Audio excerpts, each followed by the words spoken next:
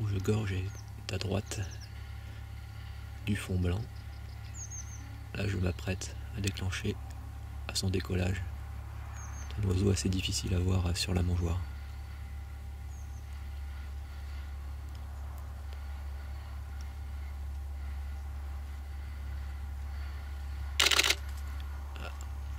Malheureusement, il n'est pas allé sur la mangeoire, mais au sol. Donc je vais déclencher dans le vide. Oh merde.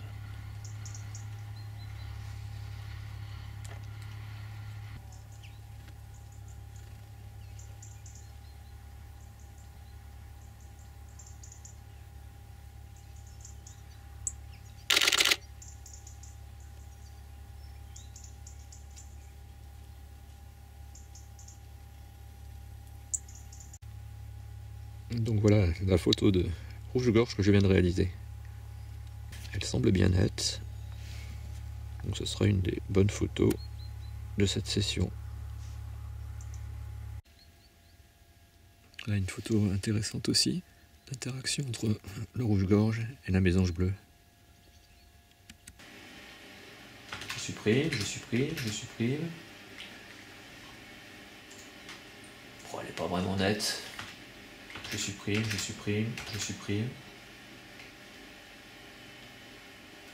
De dos, bon, non, je supprime.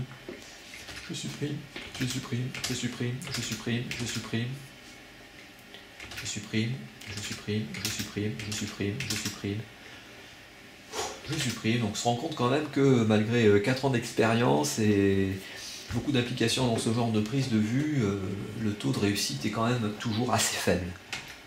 Je supprime, mais en fait le but du jeu dans une séance c'est d'avoir, si déjà j'ai une image de bonne qualité, susceptible d'être conservée pour une expo ou pour être montrée en tout cas, c'est une bonne demi-journée déjà.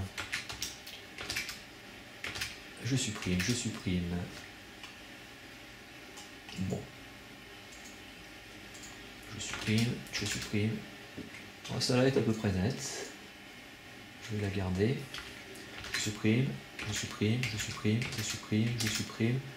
Je supprime, je supprime, je supprime, je supprime. Ah, le rouge-gorge, je suis en train d'approcher, mais malheureusement il est coupé. Et la face suivante, il est sorti du champ de netteté et c'est la queue cette fois-ci qui est coupée. Donc c'est supprimé, c'est supprimé. Bon, là j'ai un rouge-gorge en position passive, donc comme c'est pas le type d'image que je recherche, je supprime aussi. Ah, celle-là est amusante. Là, souvent les rouges-gorges, quand finalement ils se posent sur la mangeoire, ce qui est assez rare, ils sont très vite inquiets dès qu'il y a un second oiseau qui tente d'atterrir sur la même mangeoire. Donc là, dans ces cas de figure, je mets au point immédiatement sur le rouge-gorge dès qu'il s'est posé sur la mangeoire. Et ensuite, je regarde autour s'il y a des oiseaux qui veulent s'approcher. Et dès que je vois qu'un autre oiseau s'approche, je déclenche, avant même qu'il se passe quoi que ce soit, parce que je sais que le rouge-gorge va essayer de s'envoler. Et ça me donne une petite chance de l'avoir au moment de l'envol. Là, en l'occurrence, c'est juste avant. Et à la séquence d'après de la même rafale, il est déjà hors du champ. Donc, bon, j'ai quand même le bénéfice d'une photo intéressante, puisqu'on voit le rouge-gorge bien net, en position assez dynamique, les ailes qui commencent à se déployer. Et derrière, la mésange bleue qui arrive. Bon, elle n'est pas nette, c'est clair, mais ça peut quand même être intéressant.